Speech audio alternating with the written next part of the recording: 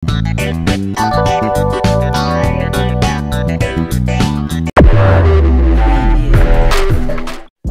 we're back at again guys. Ngayon pala kasama namin si Miss Venus. Para sa ating content ngayon, tatanungin natin siya ang kanyang knowledge bilang beginner sa volleyball. So para sa ating first question, Mr. Jerome Burias. So ito yung first question namin sa'yo. Are you really a die-hard fan of volleyball? Not really, like sakto lang. Hindi naman sobrang addict. So, ayun nga, narinig po natin yung sagot ni Miss Venus na ayun nga, as a beginner talaga, hindi naman siya totally addict, pero step by step, di ba, nandun naman tayo bilang maging fan ng volleyball, talaga magiging addict tayo sa bawat player o sa magiging team na idol natin. So, next question po, Miss Jerome Burias. How old are you when you start playing volleyball? 13 years old, and then parang nakikisali na ako sa ibang naglalaro. Tapos nagtuloy-tuloy. Thank you po. Next question. Mr. Basbas, ikaw lang. Pangatlong tanong lang po, Miss Venus. Who encourages you to play? Who encourages you to play? Wala naman po. Nahilig lang talaga ako dati talaga manood ng volleyball. Sa TV lang naman alay sa Pilipinas. Kaso, parang hanggang sa naging idol ko, then parang nagustuhan ko na siya gawin sa sarili.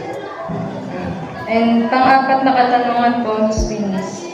Have you experienced joining the league? I haven't. Mahihain kasi ako. So, ayun ang follow-up question para sa akin na Miss Venus.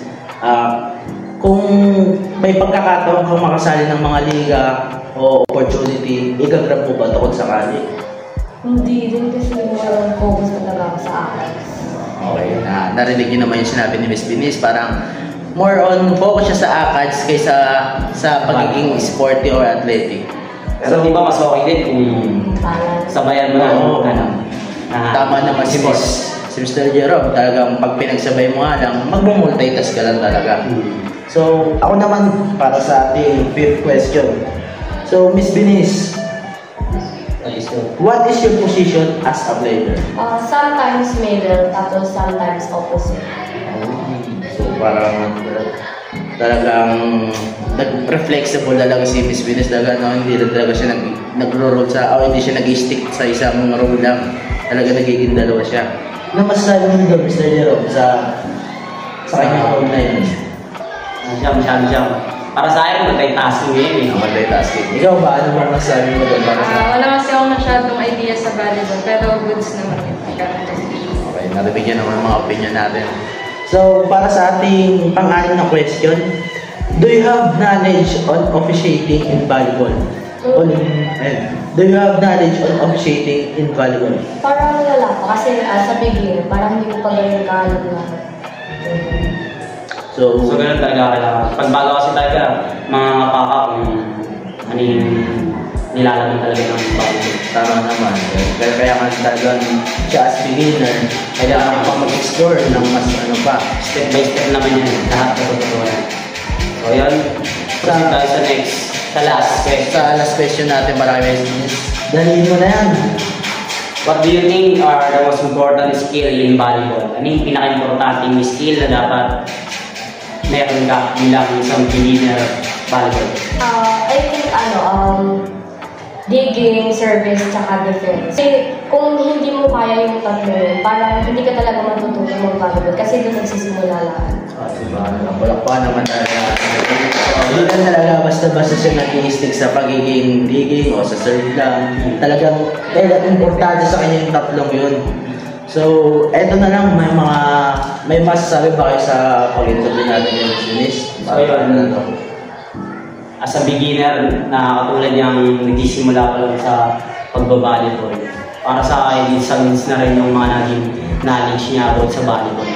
Okay. Para sa akin, as a beginner, kung sakali man, pwede mo naman siyang ituloy para mas magkaroon ka ng skill and ability or to enhance na yung kakayanan mo dyan sa pagbabalibol.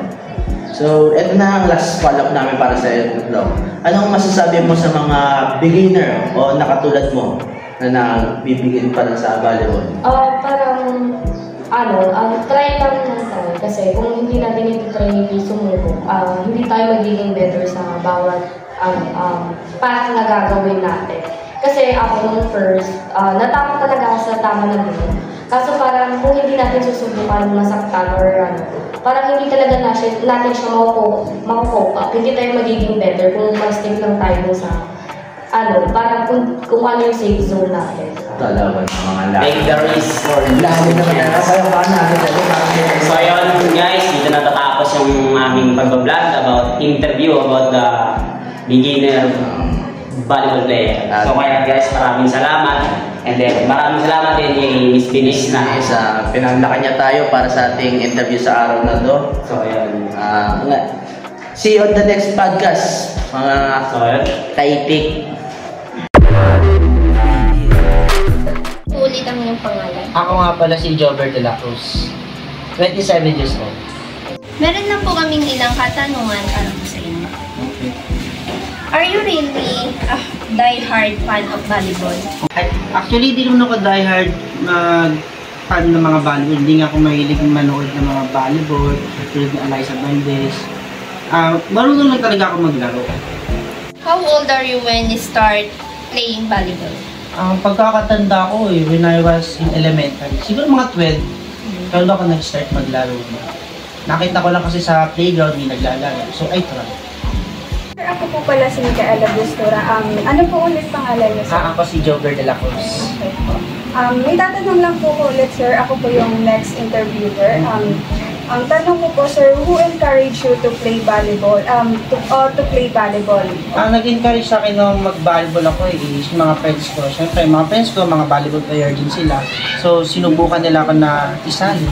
Then, tinubukan ko naman hanggang sa natuto. Hanggang sa, ayun, natuto ako mag-volleyball. Okay, next po, have you experienced joining the Liga? Many times na ako nagsali sa mga liga. Tulad ng intercolor, one day league, saka yung everyday na laro. Yan, lagi kami naglalaro. Thank you po, sir. So, I'm Arden Sibilia. I'm Jobert de la Cruz. As interviewer po. Meron na po kami mga few questions na itatanong po ulit para sa inyo. Since nabalita nga raw po na magaling daw po kayong volleyball players. Sabi nila eh.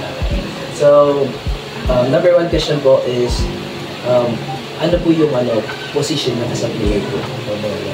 Position nga sa player is spiker. And sometimes pwede lang maging middle blocker, side spiker, wag lang maging setter. Kasi hindi ko talaga pwede yun pag-setter.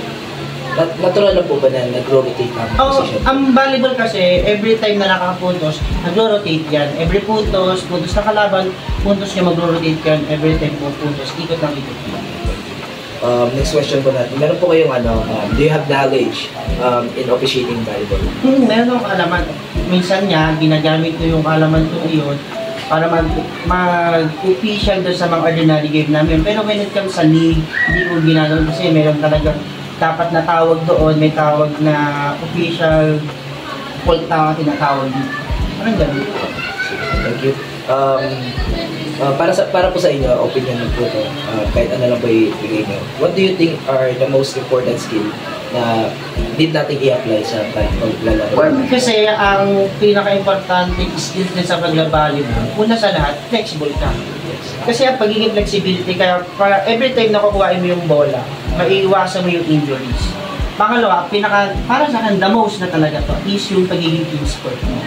Kasi every time, kasi yung volleyball kasi team sport yan, kailangan sportsmanship kayo pag naglalaro. Pagka nagkamali ang isa, walang sisihan. Kasi ang volleyball, pagkakamali mo, pagkakamali ng lahat. Dapat tulong-tulong as one. Yun.